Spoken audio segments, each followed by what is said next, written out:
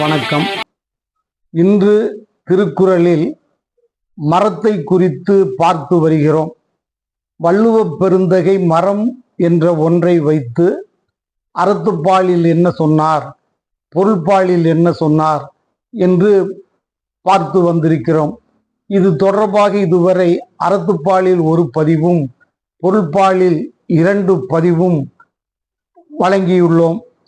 இன்று காமத்துப்பாலில் வள்ளுவப் பெருந்தகை மரத்தை குறித்து அதற்கு தலைவன் தலைவிக்கு என்ன சொல்லுகிறார் என்பதை பார்ப்போம்.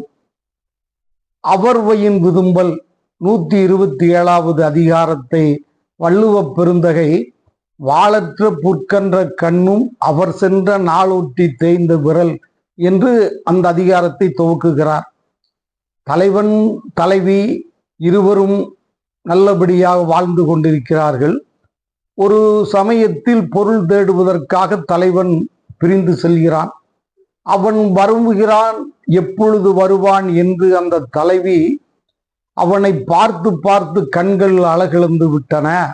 அவன் சென்ற நாட்களை குறித்து சுவரில், அதாவது ஒரு காலத்திலே பால் கணக்கு செய்வதற்கு பெண்கள் அந்த சுவரிலே பொட்டு போடுவார்கள்.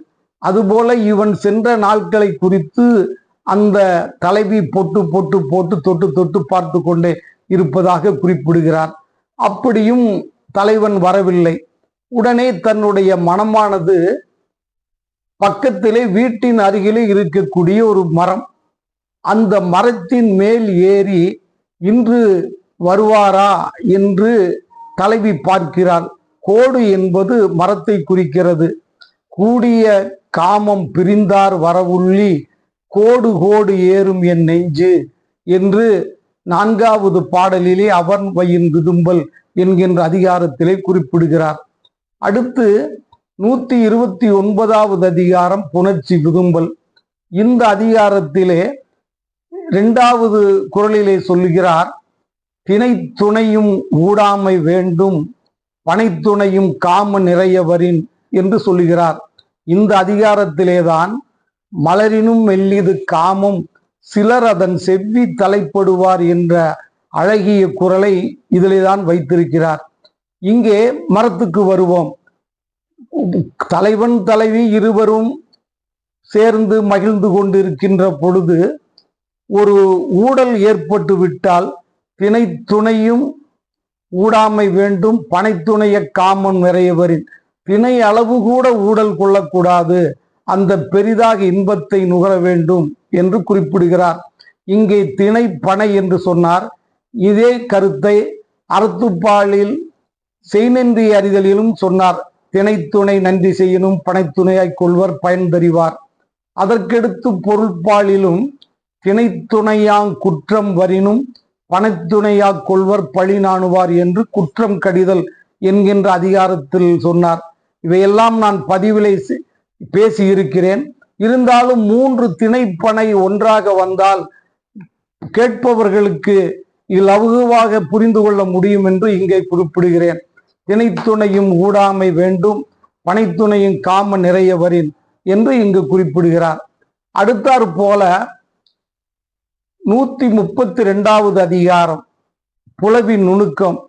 இந்த அதிகாரத்தில் தலைவன் தலைவிக்கு இடையே ஒரு ஊடல்கள் ஏற்பட்டு வருகிறது. இம்மை பிறப்பில் பிரியலம் என்றேனா கண்ணீரை நீர் கொண்டனல் என்கிறான் தலைவன். தலைவியிடம் நாம் இந்த பிறவில் பிரிய மாட்டோம் என்றுதான் சொன்னான். அப்படி என்றால் இனிவரும் பிறவிகளில் நாம் பிரிவோமோ என்று கண் நிறைய அவள் கண்ணீர் கொண்டு அழுகிறாள் என்று வள்ளுவர் குறிப்பிடுகிறார்.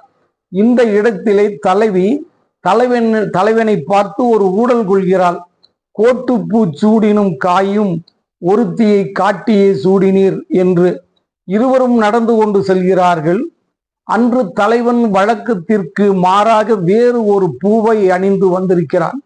தலைவி தலைவனை பார்த்து, நீர் இன்று ஒரு மாற்றாக வேறு ஒரு பூவை அணிந்து வந்திருக்கிறீர், அப்படி என்றால் இந்த அழகை யாருக்கு காண்பிப்பதற்காக வருகிறீர்?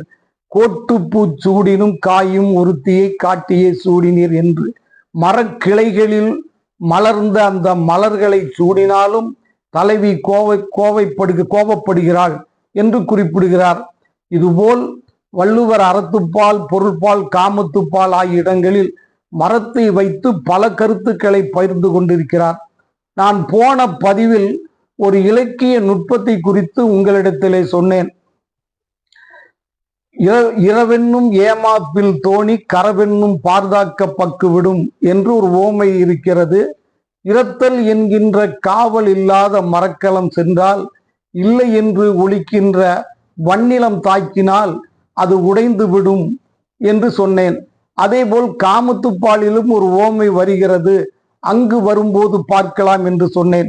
இன்று அதனை சொல்லுகிறேன். காம கடும்புணல் உய்க்குமே நானொடு நல்லாண்மை என்னும் புனை.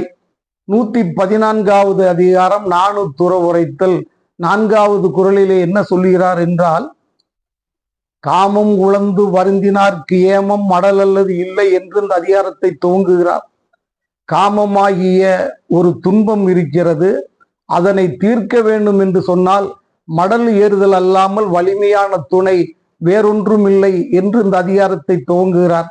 இந்த குறளை பொறுத்தவரை காம கடும் புனல் உய்க்குமே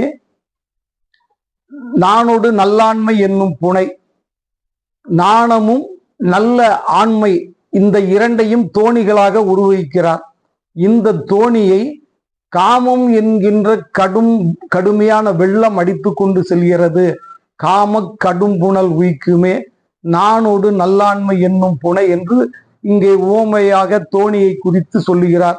இது போன்ற நல்ல பதிவுகள் உங்களுக்கு தொடர்ந்து வர வேண்டும் என்றால் நூல் காஞ்சி என்கின்ற யூடியூப் சேனலை பதிவு செய்வதோடு பிறருக்கும் உங்கள் நண்பர்களுக்கும் நீங்கள் பகிர்ந்து கொண்டு ஆதரிக்குமாறு அன்புடன் வேண்டுகிறேன். நன்றி, வணக்கம்.